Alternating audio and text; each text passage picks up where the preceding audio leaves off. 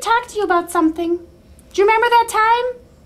Oh, I don't know, about 6 months or maybe a year ago, when we were at that party and that girl came and sat right smack dab in the middle of your lap. And she sat and she sat. I think it was for like 5 minutes. I'm just thinking about that and it really, really frustrated me. I think we should talk about it. Honey, I don't know what you're talking about. Yes, you do. Listen. I've talked about it like 20 times. This is really frustrating me. Okay. Well, it was one time, and it happened, and I thought we were past this, but I feel like we're not. So what's the real... No, of course we're not past it. Okay.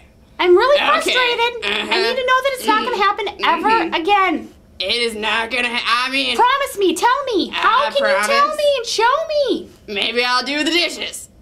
How is that going to do that? I'm angry at you. I'm frustrated. I can't. I have too many things going on in my life right now. What about me? See, you don't care about me. I do care about you. Well, you're not in my face.